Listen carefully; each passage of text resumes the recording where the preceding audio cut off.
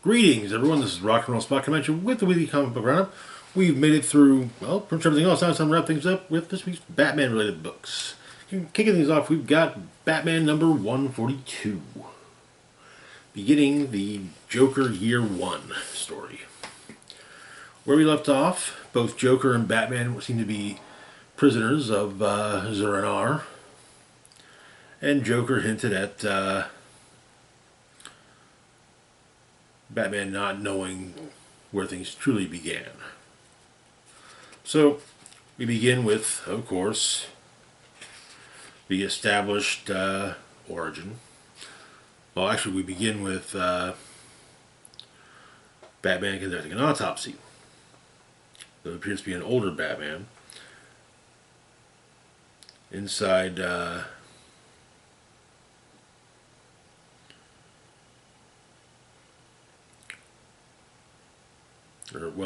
an autopsy seemingly of the Joker, but Batman states to himself that it's not actually the Joker, it's never him. However, this is something that appears to be will happen at some point down the line.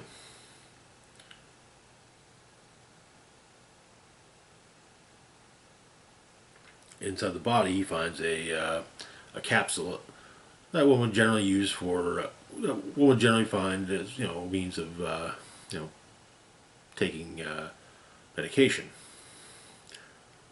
The capsule itself is undissolved but empty.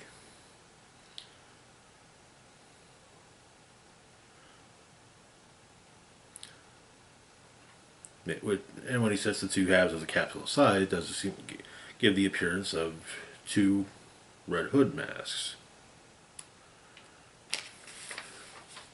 Then we cut to the end of the origin setup. It was initially put out by Alan Moore, The Killing Joke. Red Hood, actually, even well before that, even. The Alan Moore origin was more explaining who the Red Hood was. This is more just Batman fighting the Red Hood. Red Hood falls into a vat of chemicals, comes out bleached skin and green hair. But he's not alone. There are two others like him. The three of them, two of the three, the second two that show up beat on the first one. And seemingly, the one that lives, as it were, is the Joker. But he goes to see who he thinks is his wife, Sally. Well, Joseph Kerr's wife, Sally. Saying that he knows how he looks, and everything he's done is because he loves her, and he got caught up in some terrible things, and so that he can give Sally the life she deserves, and he can fix this. He can fix it all. Just wait for him. It wasn't Sally, though. It was a woman named Jody, and her husband comes out asking who that was, and Jody doesn't know. 6 months later, he's squatting in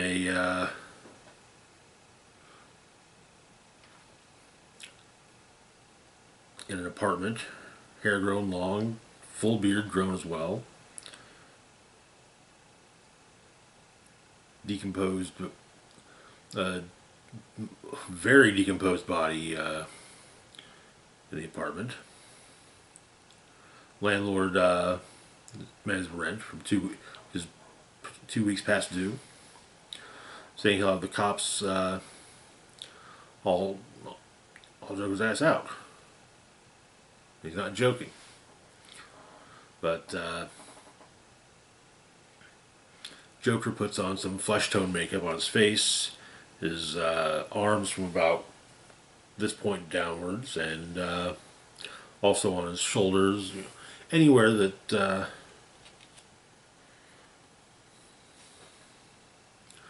but he's concluded that he's been betrayed. Someone in the gang must have talked to the cops or to Batman.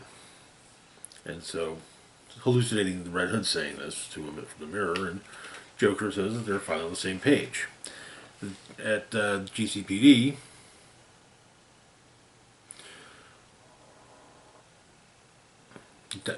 Lieutenant Gordon is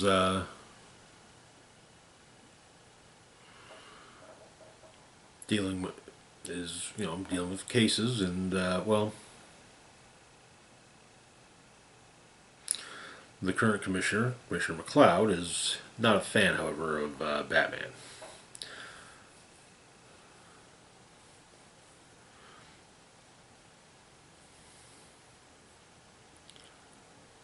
But he wants Gordon to rewrite his report on what happened at Ace Chemical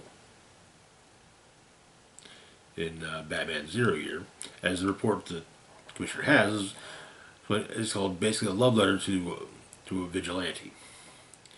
But Gordon states that he wrote the truth. Batman saved everyone, stopped the Red Hood gang from killing thousands, but he's told to rewrite it. And to remember that he's a cop when he's doing so. As he leaves, one of the detective gives Gordon some grief. Turns out that detective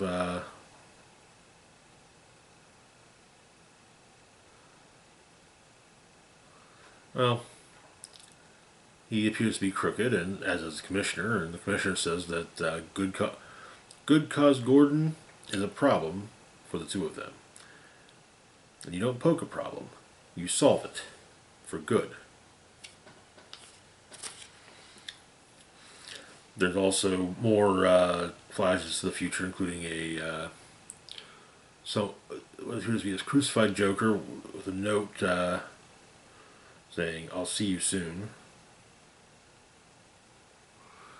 Back in the past, Joker, in disguise as a normal person, is at one of the various dive bars in Gotham, and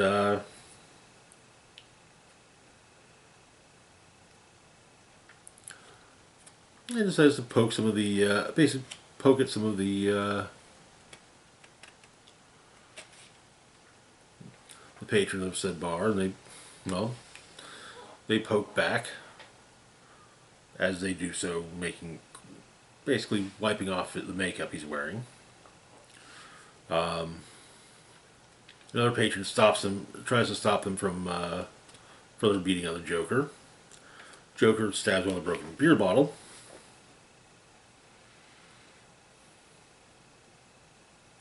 Turns out that the patron who saved Joker was 22.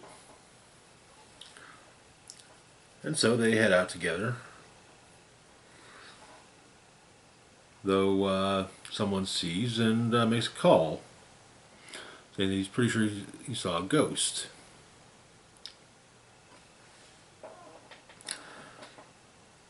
Informs the detective that was told to solve the Jim Gordon problem of this. Apparently, he was a member of the Red Hood gang. He's also number 2 in a different gang. But he says that he tells the rest of the gang to postpone the gala hit. This is apparently the remnants of the Red Hood gang. But the detective explains that their old boss just poked his head up, and thinks it's best that they kill him. Meanwhile, you've got a group called the Black Mask Gang, kind of following the Red Hood gang's playbook, but they're stopped by Batman. Black Hood, not Black Mask. Apparently, though, the previous week there was the Red Masks and the Grey Ghost the week before. Copycats and distractions. Batman says the Red Hood gang is still out there and they need to be his and Gordon's focus. But Gordon points out that the Red Hood gang is not even an effective threat anymore. The brains of the operation, their leader's dead, but Batman states that there was no body, tested the compounds from the vat, It was corrosive, but not enough to eliminate human remains so quickly. And Gordon comments, why can't these guys go away and stay away? But Joker and his henchmen, they continue their way through. However, Joker sees Batman swoop by and runs in fear.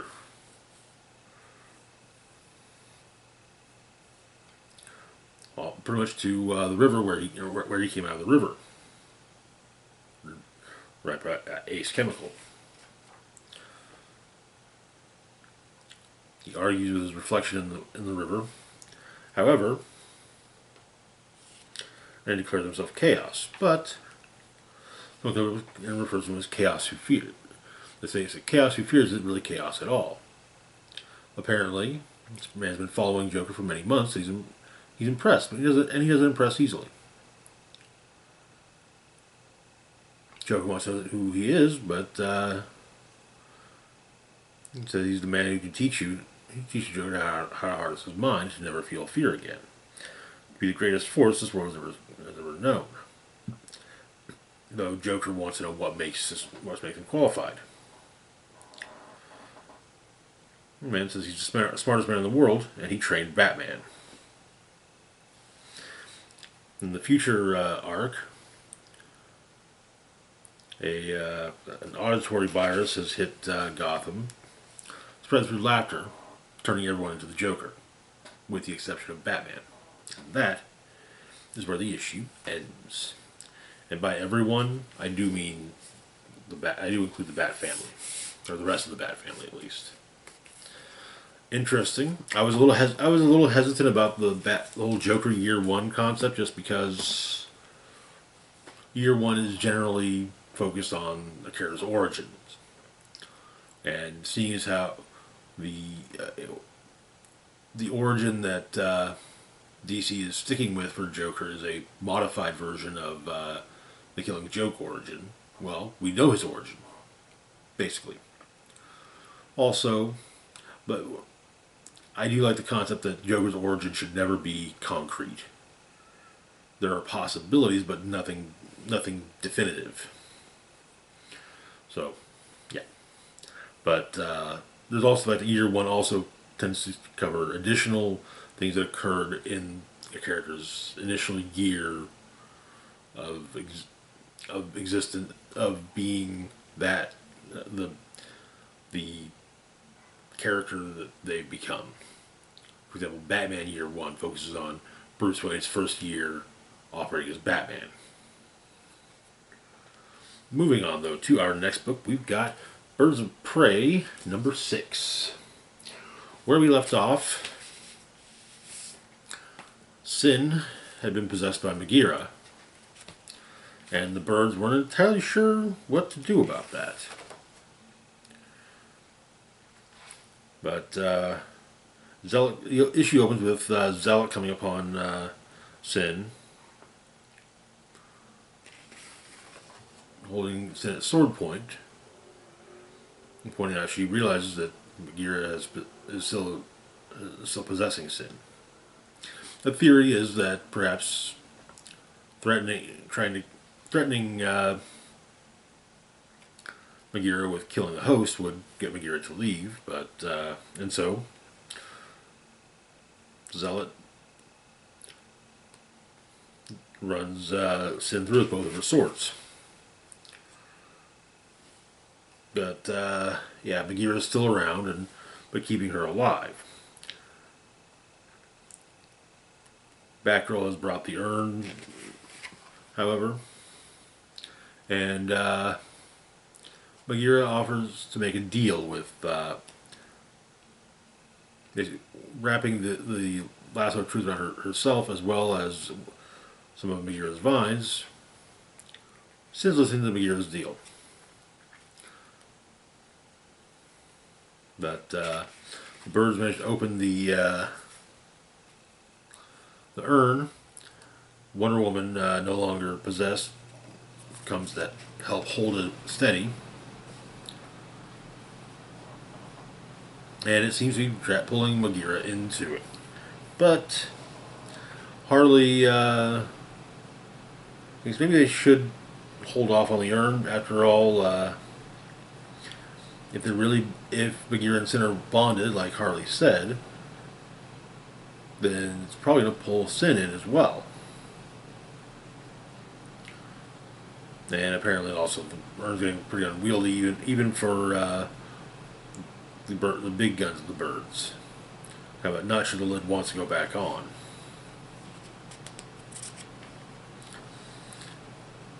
But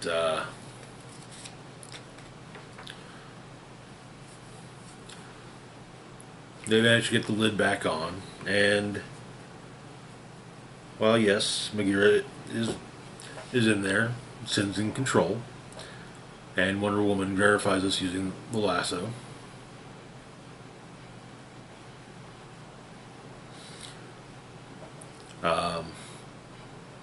Asking, if Bagheera intends Sin harm, which Bagheera holding the lasso, Bagheera can't lie, so she states that she does not, and that they are each other. Sin is Bagheera's, Bagheera is Sin's. They protect each other. What happens to Sin happens to Bagheera. Also, Wonder Woman asks, what of the world beyond? And Bagheera states that they want to live in it, not destroy it. Though Diana says that if that changes, she will come for Bagheera. Yes, that's understood. It is. And so they take a boom tube back to Gotham.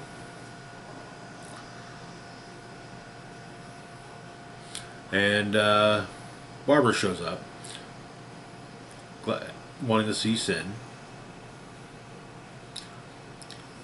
Apparently she was sort of surprised that Dinah didn't ask her to help. After all, Barbara cares about Sin too. She would have liked to help. Apparently it was complicated. And so, Dinah did ask for answers from Meridian.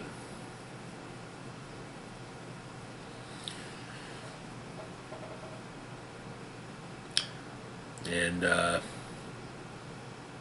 apparently it wasn't Meridian's decision that Babs could come on the mission, but rather Dinah's.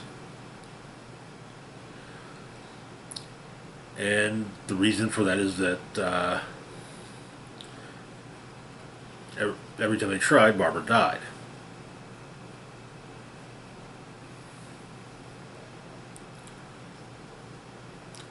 They tried 11 times, it should be noted. But Meridian doesn't try to change the past, but someone else trying to change it. Because it seems that someone from the future is going after the birds. Their tech is similar to Meridian's, and Meridian's afraid that they somehow got it from her, in fact. But the birds are very important, and Meridian doesn't want it to be the reason that any of them die. So she's going to help the birds fix the whole thing. But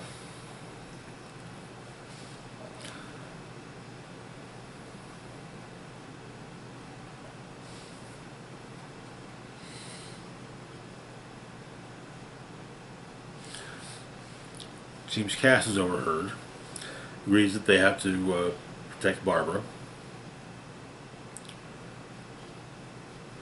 As a world without Barbara Gordon is in a world that is something that Cass can't have.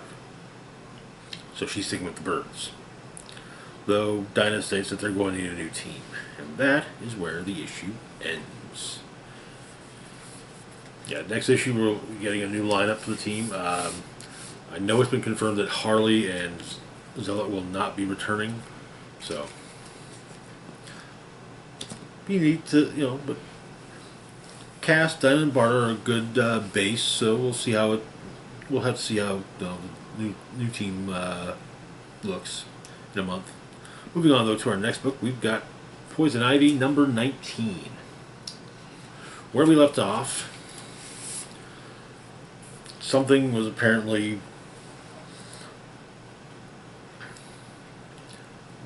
basically all the various. It seems as though something was birthing its way out of Ivy,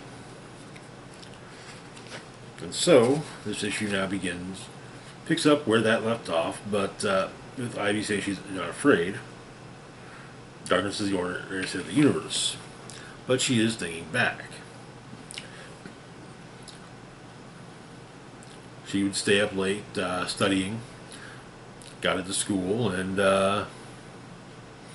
well, she was apparently young and clueless, and fell for Dr. Jason Woodrue. Seemed to have the entire cosmos figured out. But,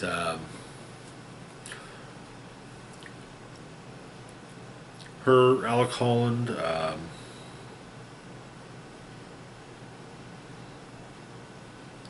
Linda Holland,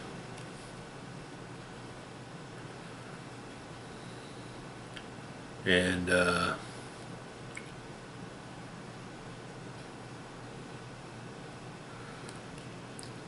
Phil. I'm not sure if Phil was anyone that connected to that directly, but they were, them and Ivy were the Golden Children. But Ivy is recruited into a special program of a special project that Woodrue's working on. They got their funding.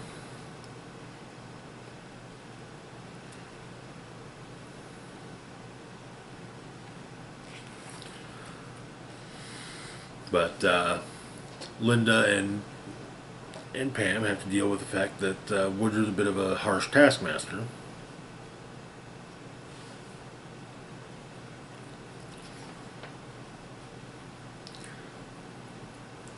And when Woodrue berates Linda, Ivy doesn't speak up, creating a rift between her and the others. But it appears that the project is working out. Woodrue and Ivy end up sleeping together. Later, well, the university cuts funding, and so they're working. And so Woodrue continues his work out of a shipping container. And Ivy just wants to know how to help.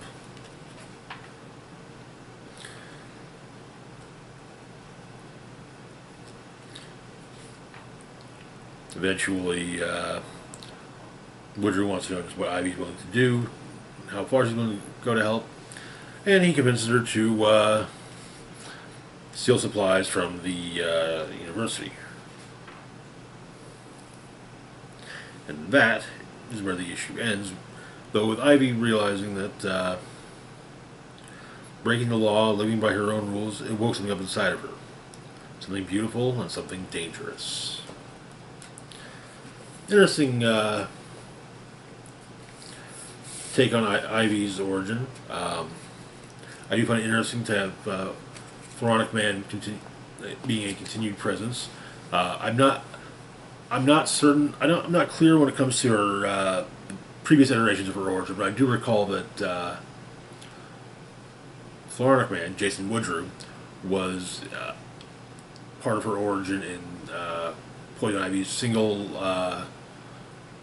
cinematic appearance, Batman and Robin, played by John Glover, who was actually really great in the role. But anyway, moving on though to our last book of the week, we've got Fire and Ice. Welcome to Smallville number 6, wrapping up the miniseries. Where we left off, Rocky had bonded with Kui Kui Kui via the Kui Kui mask, and was being a bit of a problem for Smallville. Meanwhile, Crave was loose at the hospital and had managed to get Martha Kent to call Ice. But Kui Kui Kui's on a bit of a rampage, and Fire tries to stop it, but gets wrapped up in Kui Kui's vines, though Rocky's brother Charlie uses a Molotov cocktail to free her. While at the hospital, one of the kids is afflicted by Crave's curse of hunger, but Martha stabs Crave in the eye, and as she runs, basically tells Clark not to worry, or rather that she knows he's worried, but focus on saving the rest of the world. Inside Charlie's bar, Fire, Ice, and Linka plan their next move, and that perhaps Honey could end up saving everyone. Also, Elrond's drinking somehow. But while hiding from Crave, Martha gets bitten by the kid that was afflicted with a curse.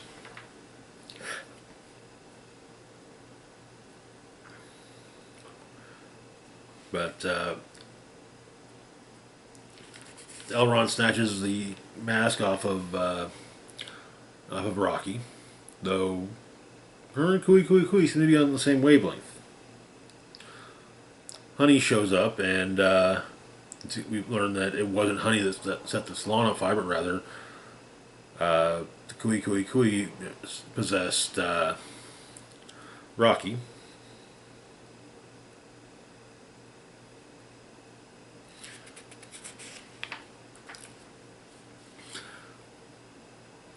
And so, something is noticed though.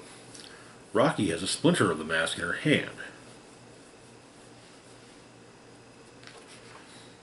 But Crave shows up, having followed Martha, who also had just recently showed up, and intended to afflict Fire with his curse, and then Fire and Crave would chow down on Ice. But Linka uses her own psychic powers to boost Honey's, who manages to clear everyone. Everyone that's affected by Crave is told that eating people is gross, which includes Maxie Zeus, who's about to eat Ambush Bug's arm, and in fact, Ambush Bug's even salting his arm for Maxie, but well, he doesn't realize that eating people is gross, so yeah.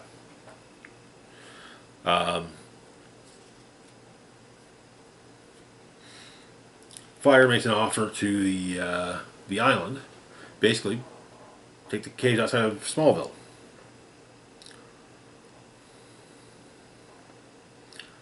And part of it is, the whole thing is that Rocky has been having trouble figuring out just who she is. At least when she's not taking care of Charlie.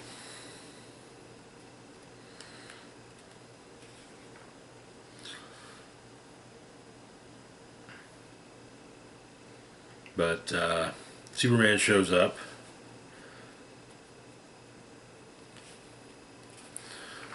Congratulates the pair on a job well done.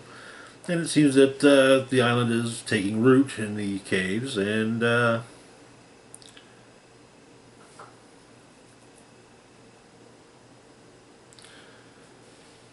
Fire suggests they could rebuild for a fresh start in New Kui.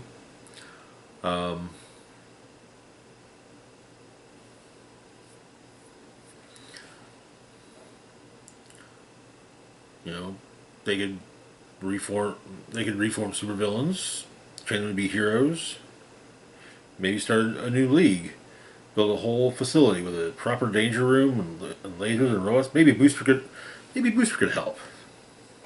And that is where the series ends. This was a fun little book. I doubt that anything will come of Fire's idea of a new team a new league made up of reformed villains. But hey, who knows? Anyways, that's going to do it for now. As always, feel free to like, share, and subscribe. Links to my Facebook, Twitter, Blue Sky, Mastodon, Patreon, and PayPal can be found in the description box down below. This is Rock and Roll Spock signing off saying, live long and rock hard.